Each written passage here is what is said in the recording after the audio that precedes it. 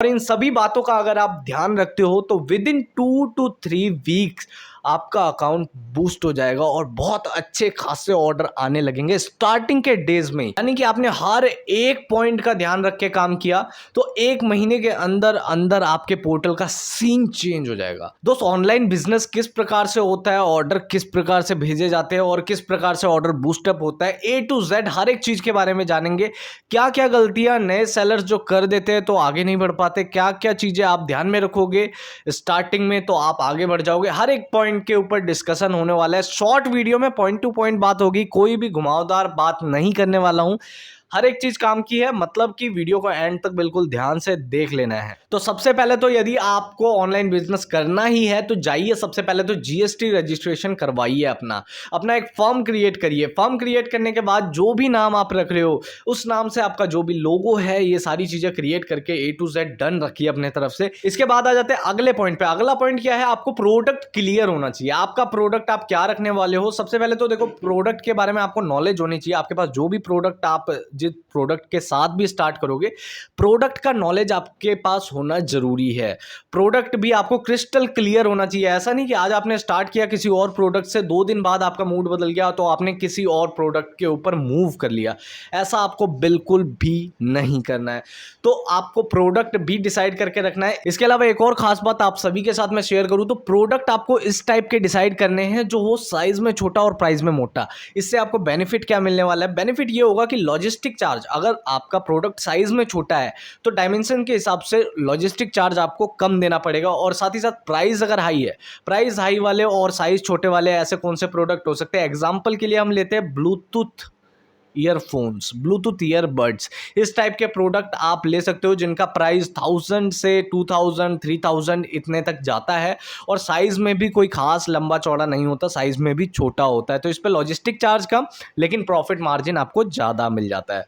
तो इसके अलावा बात करें अगले पॉइंट की, तो अगला पॉइंट आपको क्या ध्यान में रखना है, आपके प्रोडक्ट के हिसाब से जो रेलेवेंट थर्ड पार्टी वेबसाइट्स हैं उनके साथ रजिस्टर हो जाइए। यानी कि पर्सनल वेबसाइट पे जाओगे तो नो डाउट वो प्रॉफिटेबल रहेगा, लेकिन कुछ लोग जो पर्सनल वेबसाइट के साथ स्टार्ट नहीं करना चाहते, मार्केटिंग पे स्टार्टिंग में आप इन्वेस्ट नहीं कर सकते, तो आप इस केस में क्या कर सकते हैं, थर्ड पार्टी एप्लीकेशंस के थ्रू जा सकते हैं। Third party applications like Amazon हो गया, फ्लिपकार्ट, मीशो, इस टाइप के थर्ड पार्टी मतलब थर्ड पार्टी एप्लीकेशन जो ऑलरेडी फेमस है, जिनके पास ऑलरेडी जनता है, उनके साथ जाके आप अपने प्रोडक्ट सेल कर सकते हो। उनके ऊपर सबसे पहले तो जाना है, आपको खुद को रजिस्टर करना है। और ऐसे नहीं कि आंख बंद करके किसी भी पोर्टल पे आपने खुद को रजिस्टर कर लिया। पोर्टल आपके प्रोडक्ट के हिसाब से बिल्कुल कंपैटिबल होना चाहिए। यानी कि आपका प्रोडक्ट किस टाइप का है ये आपको आइडेंटिफाई करना है और उस टाइप के प्रोडक्ट कौन से पोर्टल पे ज़्यादा चलते हैं ये भी आपको आइडेंटिफाई करना पड़ेगा। लाइक आपके पास, आप लेट सपोज आपने फ़ोन का बिजनेस स्टार्ट किया है तो आप फ्लिपकार्ट के साथ जा सकते हो, अमेजोन के साथ जा सकते हो। ड्रेसेस वगैरह का किया है, फैशन में किया है आपने स्टार्टिंग, तो इसमें आप जियो या फिर मिंत्रा के साथ शुरू कर सकते हो। अगर हल्के रेंज के प्रोडक्ट के साथ आप जा रहे हो, हल्के रेंज के फैशन कैटेगरी है आपकी, तो उस केस में आप मीशो और ग्लोरोड जैसी कंपनियों के साथ जा सकते हो, अपने बिजनेस को स्टार्ट कर सकते हो। तो इस प्रकार से आपको देखना है जो आपके प्रोडक्ट के हिसाब से सूट करे वैसे थर्ड पार्टी एप्लीकेशन पे आपको जाकर रजिस्टर करना है। रजिस्ट्रेशन का प्रोसेस बहुत ज्यादा सिंपल है। आप कहीं पर भी रजिस्टर करने जाओगे तो वहां पर सिंपल से प्रोसेस यही है कि आपको अपना नंबर फिल करना है, उसके बाद ईमेल आईडी फिल करना है, जीएसटी नंबर जो भी आपके पास आया है वो जीएसटी नंबर डालना है। अगर सर्टिफिकेट डिमांड करते हैं वो लोग तो सर्टिफिकेट भी आपको अपलोड कर देना है।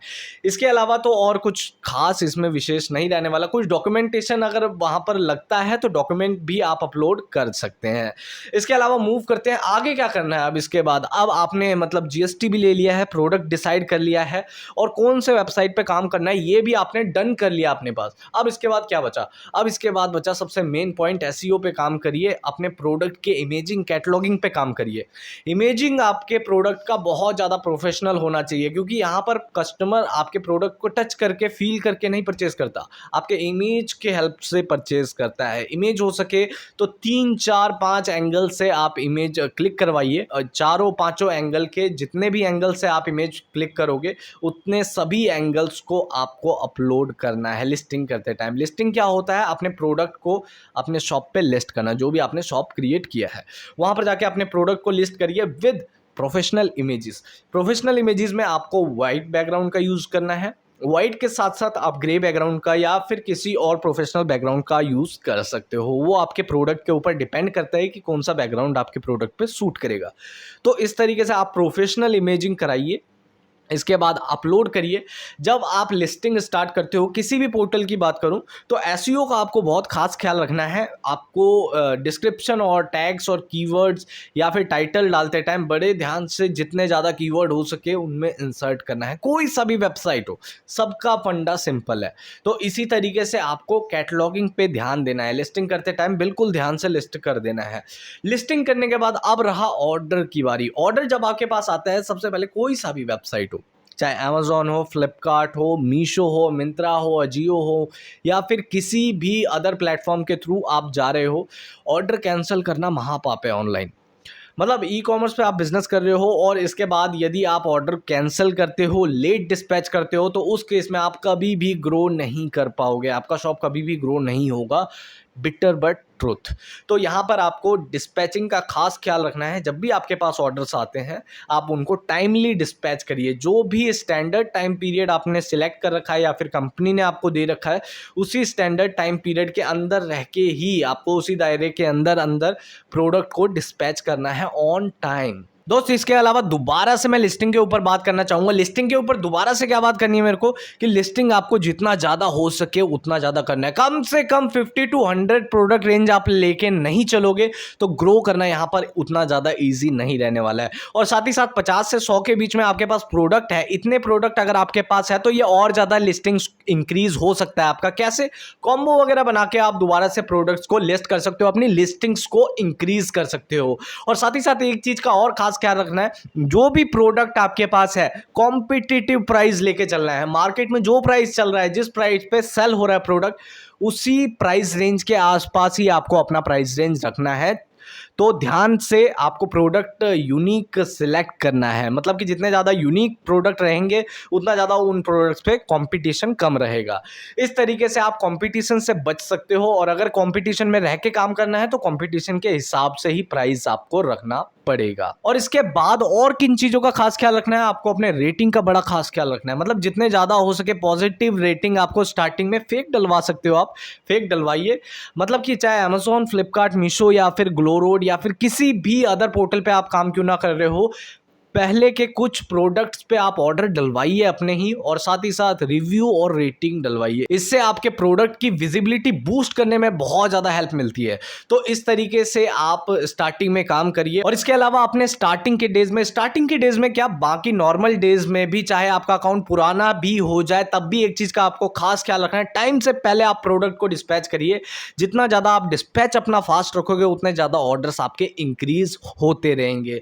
तो इन सभी पॉइंट्स का आपको खास ख्याल रखना है। उम्मीद करता हूं आपने डायरी में नोट किया होगा ये सारी चीजें। अगर आपने डायरी में नोट नहीं किया, वीडियो को दोबारा से देखो, डायरी में नोट करो और ये सारी चीजें फॉलो करो, तभी आपको यहां से कुछ प्रॉफिट मिलने वाला है इस वीडियो का।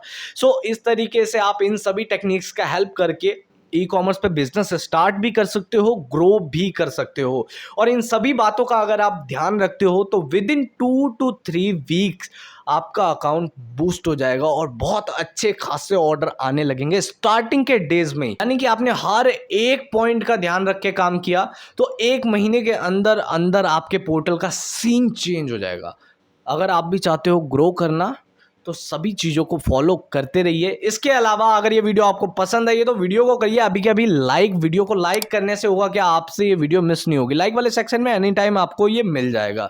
इसके अलावा नए हो इस चैनल पे, बिजनेस से रिलेटेड, फाइनेंस से रिलेटेड, ई कॉम से रिलेटेड वीडियोज़ में आपका बड़ा इंटरेस्ट, इन चीज़ों पर आप काम कर रहे हो या फिर इन चीज़ों पर काम करना शुरू करने वाले हो, तो भी ये चैनल आपके लिए बहुत काम की रहने वाली है। इसीलिए इस चैनल को अभी के अभी सब्सक्राइब कर लो, वो लाल वाला सब्सक्राइब का बटन है व्हाइट कर लो और साथ वाला बेल आइकन भी हिट कर लो ताकि आपसे यहाँ की एक भी वीडियो मिस ना हो जाए। बिल्कुल ऑथेंटिक चीजें मिलने वाली है आपको इस चैनल पे, कोई भी गैस नहीं मिलेगा। सो इस चैनल को सब्सक्राइब करने के बाद अगर कोई क्वेश्चन है, कोई डाउट है आपके मन में, नीचे कमेंट में ड्रॉप कर दीजिए। आप सभी के कमेंट्स में पढ़ता भी हूँ, रिप्लाई भी करता हूँ और जिन कमेंट्स पे जरूरत लगती है वीडियो भी बनाता हूँ। सो मैं मिलता हूँ आपसे नेक्स्ट वीडियो में, तब तक के लिए पीस आउट।